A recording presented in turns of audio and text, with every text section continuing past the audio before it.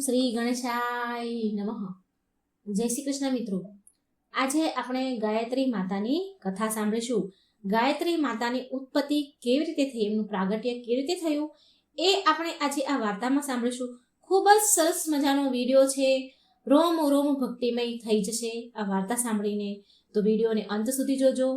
Comment બોક્સમાં ગાયત્રી માનું નામ જરૂર એકવાર લખજો અને તમને આ વિડીયો કેવો લાગ્યો એ પણ મને એકવાર જરૂર જણાવજો.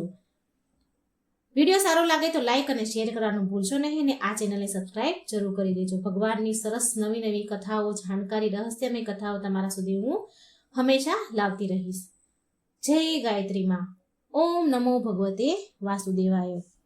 આ વિડીયોમાં આજે માતા ગાયત્રીની વાર્તા આપણે સાંભળીશું. માં ગાયત્રી વેદોની માતા છે અને તેમનો મંત્ર છે ઓમ ભૂર્ભુવસ્વઃ તત્સવિતુર્વરેણ્યમ ભર્ગો દેવસ્ય ધીમહિ ધિયો યો નઃ પ્રચોદયાત. આ મંત્રનો નિત્ય જાપ કરવાથી શુભ ફળની પ્રાપ્તિ થાય છે. આ મંત્રમાં એટલી ગૂઢ શક્તિ રહેલી છે કે જો રોગી વ્યક્તિ આ મંત્ર જાપ કરે નિત્ય તો તેના રોગ દૂર થાય છે. આથી જ દરેક સ્કૂલોમાં વિદ્યાર્થીને પ્રાર્થના સાથે ગાયત્રી મંત્ર જરૂર બોલાવવામાં આવે છે. તો મિત્રો, ગાયત્રી માતા કોણ છે એ કથા આપણે આ વિડીયોમાં સાંભળીશું. જો તમને વિડીયો પસંદ આવે તો લાઈક, શેર કરી આ ચેનલને સબસ્ક્રાઇબ એકવાર જરૂર કરી દેજો. તો માતા ગાયત્રીની કથા સાંભળીએ. બોલો ગાયત્રી માની જય. શૈલાધી રાજ હિમાલય મેનાને પરણ્યા. સમય જતા હિમાલયને 2 સંતાન થયા. એક મેનકા અને બીજી પાર્વતી, જેને માતા ઉમા પણ કહેવામાં આવે છે. આ પાર્વતી પૂર્વજન્મમાં દક્ષ રાજાની પુત્રી અને ભગવાન શિવના પત્ની હતા. પાર્વતી ઉંમર લાયક થયા ત્યારે ઋષિ રાજ નારદજી ત્યાં આવ્યા. તેમણે ભવિષ્ય ભાખ્યું કે રાજકુમારી પાર્વતી સદાશિવને જ પરણશે. પણ ભગવાન શિવ તો હિમાલય ઉપર ઉગ્ર તપ કરતા હતા. હિમાલયની આજ્ઞા મેળવીને પાર્વતી 2 સખીઓ સાથે લઈને શિવ પૂજા આરાધના કરવા માટે ચાલ્યા. પાર્વતી જ્યારે શિવજીની પૂજા કરવા નમ્યા ત્યારે દેવાદિદેવ ઇન્દ્રદેવરાજે મોકલેલા કામદેવ સંમોહન બાણ ચડાવ્યું. તેની અસરથી શિવ સહેજ સ્તુબ્ધ થયા, પણ તરત જ મનોવિકારનું કારણ જાણતા કામદેવને શિવજીએ ભસ્મીભૂત કરી નાખ્યા. કામદેવના મૃત્યુનું કારણ પોતે જ છે એમ સમજીને પાર્વતીજી મૂર્છિત થઈ ગયા. મૂર્છાવશ બેભાન થઈ ગયા. હિમાલય તેમને ઉચકીને લઈ ગયા. ત્યારબાદ શિવજીને પતિ તરીકે પામવા માટે પાર્વતીએ ઉગ્ર તપસ્યા આદરી બટુક વેશે સદાશિવે પાર્વતીની કસોટી કરી. અંતે શિવજી પાર્વતી ઉપર પ્રસન્ન થયા અને હિમાલયને પોતે પાર્વતી સાથે વિવાહ માટે તૈયાર છે એમ જણાવ્યું. માતા મેનાનો તો હર્ષનો કોઈ પાર ન રહ્યો. દેવોના રાજા ઇન્દ્ર રાજાને ખુશીનો કોઈ પાર ન હતો, કેમ કે તારકાસુરને મારવાનો પણ આ એક જ રસ્તો હતો કે શિવ પાર્વતી સાથે પરણે અને તેમનાથી જે પુત્ર જન્મે તે જ તારકાસુરનો સંહાર કરી શકે એમ બ્રહ્માજીએ વરદાન આપ્યું હતું તારકાસુરને. તે સ્વર્ગમાં પણ સર્વત્ર આનંદ વ્યાપી ગયો. શિવના વિવાહથી ઇન્દ્રને પણ શાંતિ મળવાની હતી. તારકાસુરનો નાશ થતા જ હવે સ્વર્ગ પર કોઈ આપત્તિ નહીં રહે એમ જાણી બધા દેવ ખુશ થતા હતા. પર્વતરાજ હિમાલય જાણે જીવનનું સર્વસ્વ મેળવી ચૂક્યા હોય એમ આનંદથી ઝૂમી ઉઠ્યા હતા. વર્ષોની ઝંખના જાણે હવે પૂરી થઈ હોય. કુળ પુરોહિત ગુરુવર ગંગાચાર્યને આમંત્રિત કરીને હિમાલય શુભ મુહૂર્ત જોડાવીને શાસ્ત્ર સંપન્ન ઋષિ રાજા પાસે લગ્ન માટે કુમકુમ પત્રિકા હર્ષપૂર્વક લખાવી. સર્વ પર્વતો, નદીઓ, અન્ય સગા સંબંધીઓ, સ્નેહીજનો, ઓળખીતા સર્વને સન્માનપૂર્વક લગ્નની આમંત્રણ પત્રિકા મોકલવામાં આવી. પર્વતરાજ હિમાલયના આમંત્રણ પત્રિકાનો કોણ અનાદર કરે તેમ હોય. હિમાલય તો દિવ્ય તેજોમય હતા. નદી પર્વતો માનવ સ્વરૂપ ધારણ કરીને પોતાના સજ્જનો, સ્નેહીજનો સાથે અમૂલ્ય ભેટ સોગાતો લઈ આવ્યા. નદી પર્વતો બધાએ જ માનવ સ્વરૂપ ધારણ કરીને બધા જ આવ્યા. સર્વના મનમાં એક જ તાલાવેલી હતી કે ભગવાન શંકર અને મા પાર્વતીના પ્રસંગે મહાલવાની અને અનેરા ઉત્સવ સમા માંગલિક પ્રસંગમાં ઉજવવાથી સર્વ પણ સુંદર નારીઓના દેહ ધારણ કરીને હિમાલયને સહાયભૂત થવા અને અનેરા લગ્ન ઉત્સવનો લાવો લેવા આવી પહોંચ્યા હતા. સર્વ સજી ધજીને આવ્યા. હિમાલય તો પોતાની નગરીને શણગારી આસોપાલવ તોરણ અને શિવ તથા તેમના મનના આદર સત્કાર તથા સન્માન માટે ભવ્ય મંડપોનું આયોજન કરવામાં આવ્યું. જાનના આદર સત્કાર માટે ભગવાન સદાશિવનો ઉત્સાહ પણ અનેરો હતો. શંકર ભગવાન ખૂબ ખુશ હતા. શંકરના આમંત્રણને માન આપી દેવરાજ ઇન્દ્ર, બ્રહ્મા, વિષ્ણુ પત્નીઓ સહિત આવ્યા હતા. મહર્ષિ, દેવર્ષિ અને મુનિરાજો તો જાણે પોતાના ઘરમાં જ લગ્ન પ્રસંગ હોય તેમ અગાઉથી જ આવેલા હતા. નારદજી તો જાણે પ્રસંગના સૂત્રધાર હોય તેમ સેવા આપી રહ્યા હતા. ભગવાન શિવના સાનિધ્યમાં રહેનારા ભૂત આદિ જીવો પણ વિવિધ સ્વરૂપો ધારણ કરીને પોતાના ભાગ લેવા આવેલા હતા. પોતાના ભાગે આવેલું કામ ઉપાડી લેતા હતા. લગ્નનો દિવસ આવી પહોંચ્યો. ભગવાન શિવના ગળામાં રહેલો સર્પ તેના ગળામાં ઘરેણા બની ગયા. પહેરેલું વાઘ ચર્મ સુંદર આભૂષણ બની ગયું. અંગે લગાવેલ ભભૂતિ ચંદન લેપ બની ગઈ. સદાશિવનું રુદ્ર સ્વરૂપ તો ક્યાંક અદ્રશ્ય થઈ ગયું. તે દિવ્ય માન સ્વરૂપ શિવ માયાથી જ પ્રગટ્યું. શિવને જોનારા સહુ અચંભામાં પડી ગયા હતા. બ્રહ્માદિ દેવો શિવને વંદન કરવા લાગ્યા. વેદના જ્ઞાતા એના દિવ્ય સંગીત નાદથી વાતાવરણ ગુંજી ઉઠ્યું. માનવો, દેવો, યક્ષો, ગંધર્વો એ સર્વત્ર જય નાદ કર્યા. બધા જય જય નાદના નારા લગાવ્યા. સર્વત્ર આનંદનું સામ્રાજ્ય ફેલાયું હતું. પાણી ગ્રહણ વિધિ પૂરી થતા અભિષેક વિધિ પૂરી થઈ. છેવટે મંગળ ફેરાનો આરંભ થયો. અગ્નિની સાક્ષીએ પ્રદક્ષિણા વિધિ શરૂ થઈ. સર્વદેવો ભાવપૂર્વક બે હાથ જોડી શિવ પાર્વતીને વંદી રહ્યા હતા. ભગવાન શિવના મનમાં તો કંઈક બીજી જ યોજના આકાર લઈ રહી હતી. ભગવાન શિવને લીલા કરવાનું મન થયું. ભગવાન શિવે લીલા આરંભી. ગંગાચાર્ય જે ગુરુ હતા હિમાલયના, ગંગાચાર્યની બાજુમાં પ્રજાપતિ બ્રહ્માજી બિરાજમાન હતા. તેથી ભગવાન શંકરની લીલાનો પહેલો જ શિકાર બ્રહ્માજી બન્યા. પ્રજાપતિ બ્રહ્મા સર્વશાસ્ત્રના જાણકાર, વેદના ઉત્પત્તિ સ્થાન સમા બ્રહ્મા ભગવાન શિવની લીલા સમજી શક્યા નહીં. ભગવાન શિવની સાથે દિવ્ય આભૂષણોની સાથે શોભતી પાર્વતી જ્યારે મંગળ ફેરા ફરવા લાગી ત્યારે પાર્વતીના પગની રક્તવર્ણની પાની જોઈ બ્રહ્માજીના મનમાં વિકાર ઉત્પન્ન થયો. પોતે પ્રજાપતિ ઉચ્ચ પદ ધારી છે એ વાત તો એ સાવ જ ભૂલી ગયા ને કામતુર બની ગયા. બ્રહ્માજી શિવની લીલાથી પાર્વતીના દિવ્ય સ્વરૂપને મોહવશ બની જોવા લાગ્યા. તેથી કામાતુર બનતા બ્રહ્માજીનું તેજ નષ્ટ થઈ ગયું અને બ્રહ્માજી તેજ રહિત બની ગયા, મૂર્છિત થઈ ગયા. જ્યારે એ ભાનમાં આવ્યા ત્યારે તેમની આ લાચાર દશાને જોઈને એમને ખૂબ પછતાવો થયો. શરમના માર્યા બધાને શું મોઢું બતાવીશ એમ શર્મિંદા બની પછતાવો કરવા લાગ્યા. ત્યારે ભગવાન વિષ્ણુ બ્રહ્માના આ ભાવને સમજી ગયા. તેમણે બ્રહ્માને ખૂબ સાંત્વન આપ્યું. થયેલી ભૂલને સુધારી લેવા પ્રાયશ્ચિત માટે વિનંતી કરી. બ્રહ્માજી નતમસ્તકે વિષ્ણુની વાત સાંભળી રહ્યા હતા, કારણ કે હવે તેમનાથી કંઈ બોલાય તેમ હતું નહીં.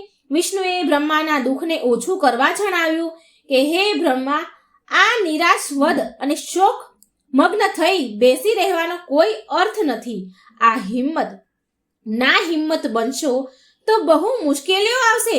માટે ચિત્તને સ્થિર કરી પુનિત તીર્થ ક્ષેત્રમાં જઈને દેહ શુદ્ધ અને આત્મ શુદ્ધિ કરવું એ જ શ્રેષ્ઠ છે. વિષ્ણુની વાત બ્રહ્માજીએ માન્ય કરી.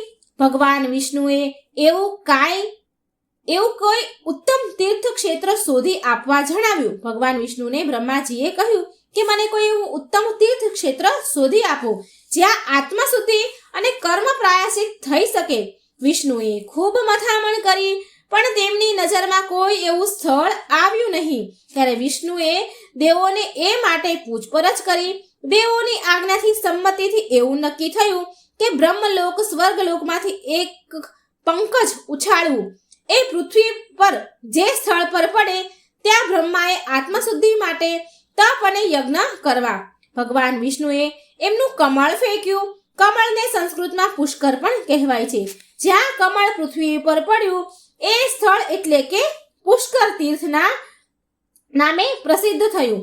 ત્યાં બ્રહ્માજીએ તપ કર્યું અને દેવોની આજ્ઞા પ્રમાણે આત્મશુદ્ધિ યજ્ઞનું આયોજન કર્યું. આ પુનિત પાવનકારી સ્થળ અરવલ્લીની ગીરકંદરાઓની ટેકરીઓ વચ્ચે આવેલું હોય એવું જણાતું હતું, જ્યાં અનેક સિદ્ધ ઋષિ મુનિઓ વસતા હતા. સાધુ તપસ્વીઓની તો એ જન્મભૂમિ હતી. પ્રજાપતિ બ્રહ્માજીએ આ પુનિત સ્થળે યજ્ઞ કરવાના છે એમ જ્યારે તેઓને જણાવ્યું, સાધુ ઋષિ મુનિઓએ જાણ્યું, ત્યારે તેઓ સર્વ યજ્ઞ સામગ્રી લઈને જાતે જ બ્રહ્માજી પાસે હાજર થઈ ગયા. દેવરાજ ઇન્દ્ર અને ભગવાન વિષ્ણુની આજ્ઞાથી શિલ્પરાજ વિશ્વકર્માએ અદ્ભુત નગર અને યજ્ઞ કુંડોની રચના કરી. યજ્ઞમાં ભાગ લેવા આહુતિ કર્મ માટે શ્રેષ્ઠ મુનિ રાજો પધારવાના હતા. સર્વ પોતાની પુનિત ફરજ સમજીને આવી ગયા. તેથી પ્રજાપતિ બ્રહ્માજીમાં પણ એક જાતનો ઉમંગ આનંદ વ્યાપી રહ્યો હતો. શૈલાધિરાજ હિમાલયની કન્યા, બધી જ કન્યાઓ, અનેક નદીઓ ઋષિઓની સેવા માટે સરભરામાં નારી રૂપે ધરીને પ્રથમ જ આવી ગઈ હતી.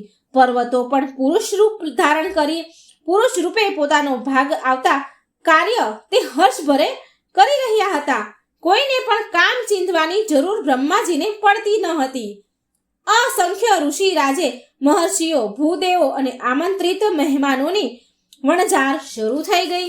હિમાલયે તો પોતાના અન્નના ભંડારો તથા જરૂરી તમામ સાહિત્ય બ્રહ્માજીને અર્પણ કર્યા. બ્રહ્માજીને હવે કોઈ વાતની ખોટ ન હતી. પાણીની અગવડ ન પડે તે માટે બ્રહ્માજીએ શૈલવધિરાજ એટલે કે હિમાલય જે છે એમની કન્યા ગંગા મૈયાને વિનંતી કરી.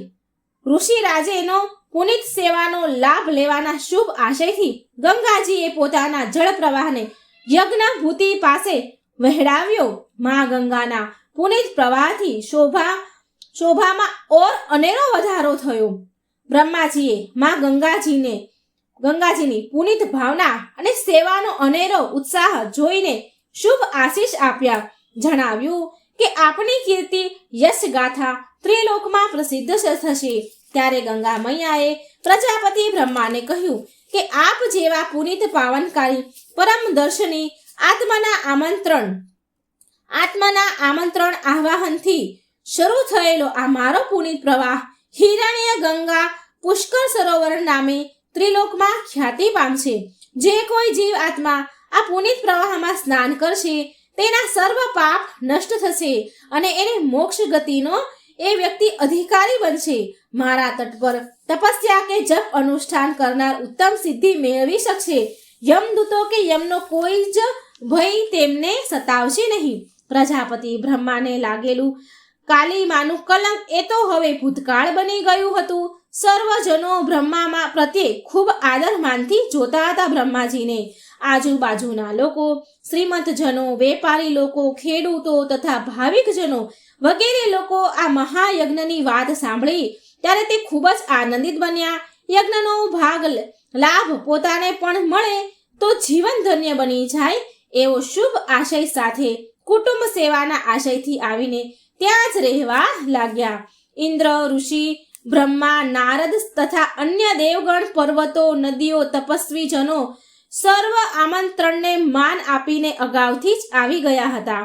મહર્ષિઓ તથા વિદ્વાન અગ્નિહોત્રી બ્રાહ્મણોએ મંત્રોચ્ચારનો આરંભ કર્યો. મુનિ ગંગાચાર્ય પણ આચાર્ય પદે બિરાજ્યા હતા. પણ પ્રજાપતિ બ્રહ્માને એકલા જોઈ સંકોચ પામ્યા.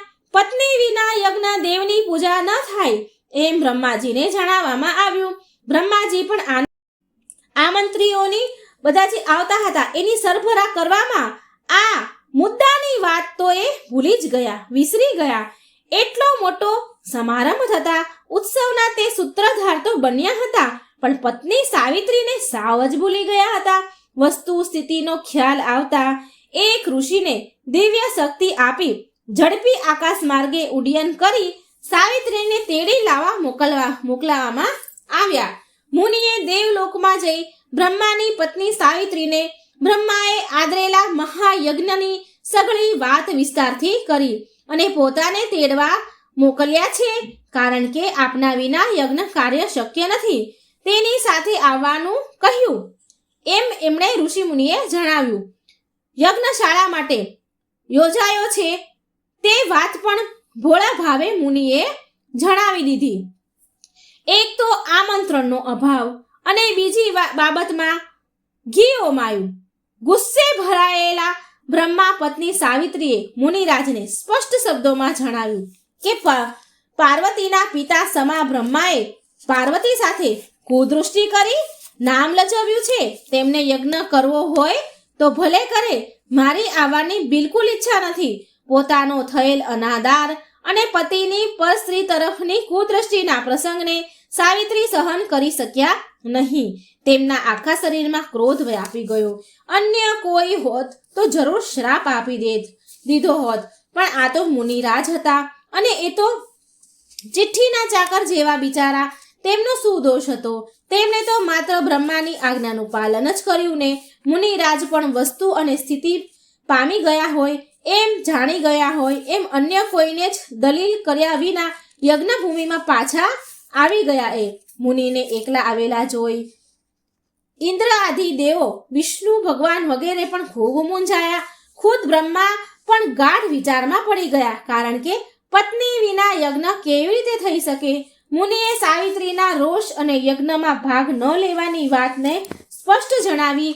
યજ્ઞ દેવનું આહ્વાન અને દેવોનું પૂજન કાર્ય તો આરંભ થઈ ચૂક્યું હતું. યજ્ઞ બંધ રખાય રે તો મૃત્યુલોકમાં બ્રહ્માજીને બદનામી મળે તેમ હતી. યજ્ઞ ભૂમિ છોડવી એ બ્રહ્માજી માટે શક્ય ન હતું. પૂજન અર્ચન કરી રહેલા ઋષિ મુનિઓ પણ બ્રહ્માની વેદના મૂંઝવણ સમજાઈ એમને ગયું. જો બ્રહ્માજીની પત્ની સાવિત્રી ન આવે તો બીજી કોઈ પણ સ્ત્રી બ્રહ્માજીની પત્ની તરીકે લાવી બેસાડવામાં આવે તો જ યજ્ઞ પૂરો ગણાય.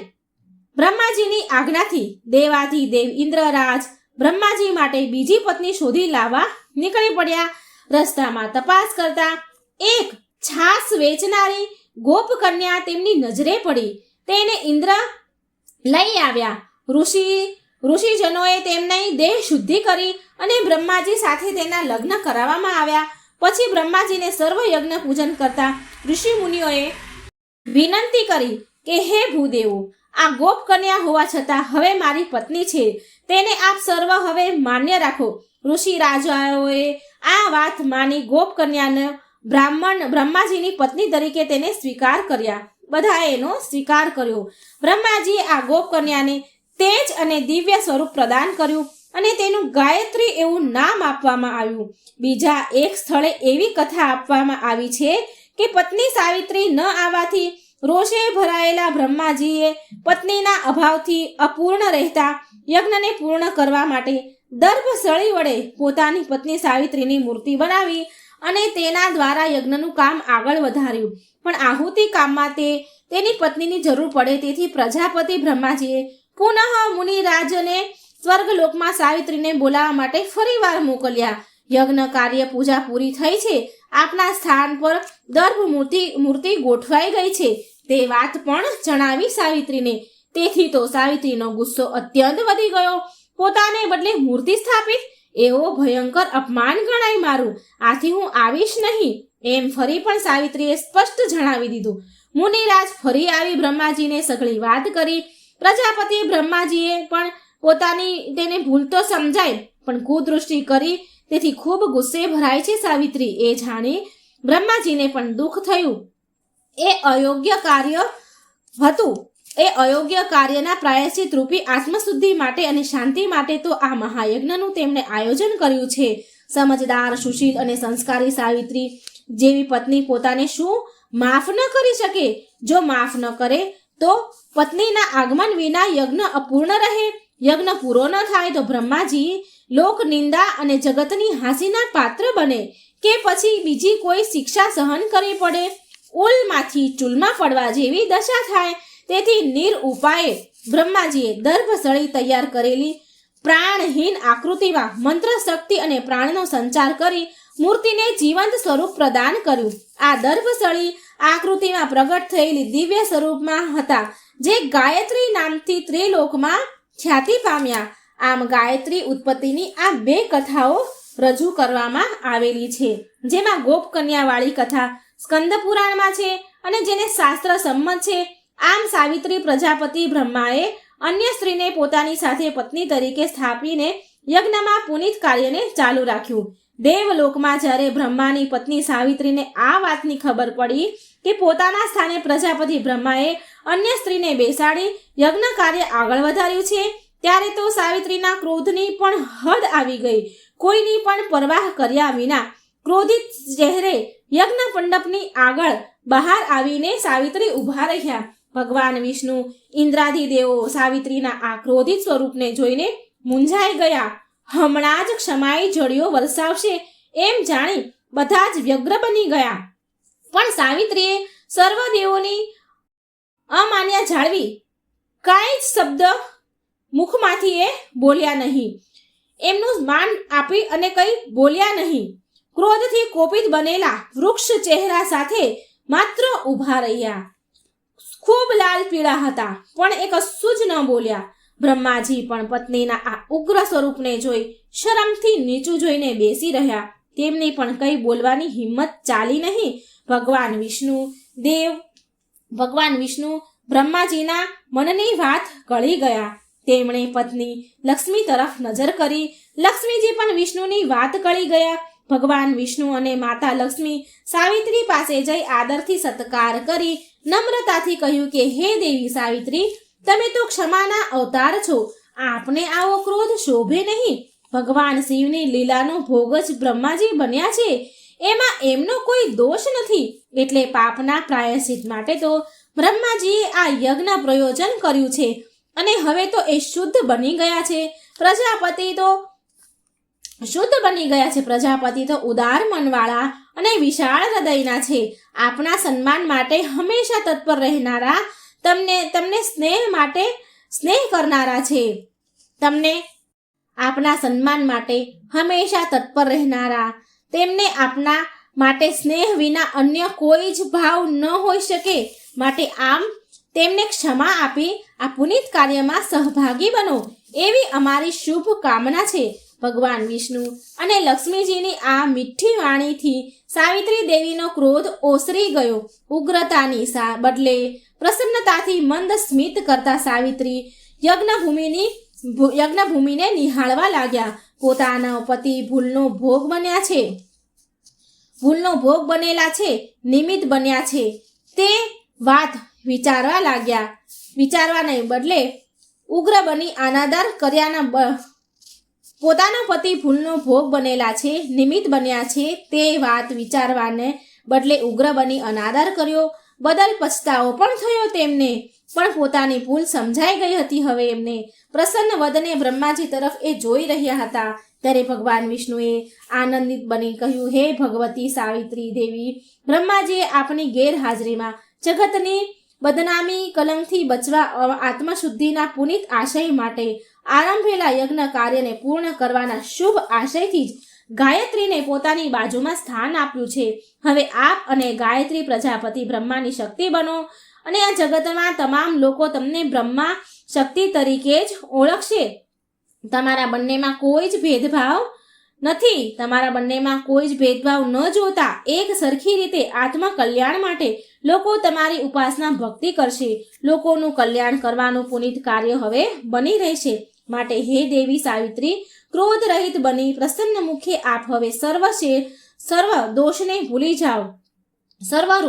ભૂલી જાઓ અને પ્રજાપતિ બ્રહ્માની ડાબી બાજુ આસન પર બિરાજમાન થાવ એવી અમારી સર્વ ઇન્દ્રદેવોની કામના છે, ઇન્દ્રાદિ દેવો વગેરેની ઈચ્છા છે. એમ બોલી ભગવાન વિષ્ણુ સાવિત્રી સામે જોઈ રહ્યા. દેવી સાવિત્રીનો ક્રોધ હવે શાંત થઈ ગયો હતો.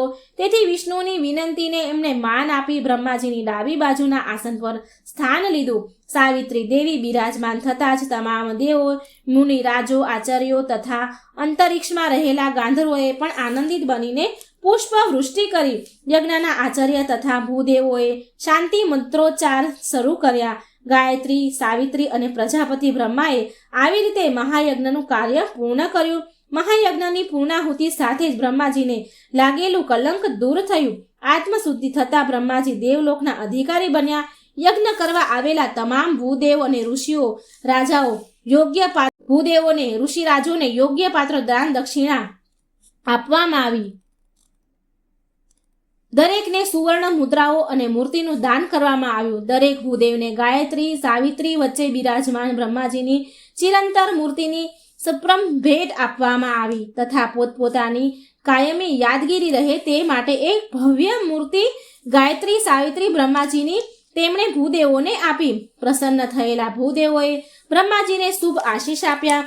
ભૂદેવના આશીષ લઈ સર્વ દેવોની સાથે બ્રહ્માજી આનંદ કરતા કરતા દેવલોકમાં સિધાવ્યા. ભૂદેવોએ પોતાની સાથે મળેલી એ ભવ્ય મૂર્તિ પુષ્કળ સરોવરના તટે વિશાળ મંદિર બાંધી તેમની વિધિ સહિત મૂર્તિની પ્રાણ પ્રતિષ્ઠા કરી પધરાવી. ભૂદેવોએ આ પુનિત કાર્ય કરી કૃતાર્થ થયા. સ્વયં બ્રહ્માજીએ આ પુનિત સ્થળે મહાયજ્ઞ કર્યો હોવાથી અને તેમના પવિત્ર હાથે આ મૂર્તિ તેમણે ભૂદેવોને આપી હોવાથી આ મંદિર બની ગયું. આટલું જ નહીં, તીર્થોના રાજા તરીકે જગતમાં તે પુષ્કર રાજ નામે પ્રસિદ્ધ થયું. એવું કહેવાય છે કે આ પુષ્કર તીર્થમાં બ્રહ્માજીની નાસિકામાંથી ભગવાન વિષ્ણુ વરાહ રૂપે પ્રગટ થયા હતા. આમ જ્યેષ્ઠ પુષ્કર, મધ્ય પુષ્કર અને કનિષ્ઠ પુષ્કર આ ત્રણેય તીર્થ ઉપરાંત બ્રહ્માજી, વરાહ ભગવાન, કપાલેશ્વર, શિવ પર્વત, સાવિત્રી દેવી, ગાયત્રી દેવી અને બ્રહ્માજીના યજ્ઞના મુખ્ય મહર્ષિ અગસ્ત્ય આ ક્ષેત્રના મુખ્ય દેવતાઓ રૂપે બિરાજે છે. પુષ્કર પાસે શુદ્ધ વાપી નામનું ગયા કુંડ છે. એ જગ્યાએ લોકો શ્રાદ્ધ કર્મ કરે છે. આ સ્થળે કરેલું શ્રાદ્ધ પિતૃઓને મોક્ષ પ્રદાન કરે છે. પદ્મા પુરાણમાં પણ કહેવામાં આવ્યું છે કે ભગવાન શ્રી રામના પિતા દશરથને દેહ છોડતી વખતે પુત્ર મોહ ચિત્તમાં એવો છવાઈ ગયો હતો કે તેનાથી વધારે ભારે ગ્લાનિ, સંતાપ અને દુઃખ અનુભવાયા હતા. ચિત્તની આવી સ્થિતિના કારણે તેમને મુક્તિ પ્રાપ્ત થઈ શકી ન હતી. એટલે ભગવાન શ્રી રામે પુષ્કર તીર્થ ક્ષેત્રમાં તેમના પિતાનું શ્રાદ્ધ કર્મ કર્યું હતું. એનાથી દશરથ રાજાના આત્માને શાંતિ અને પુનરાવૃત્તિમાંથી મુક્તિ પ્રાપ્ત થઈ હતી.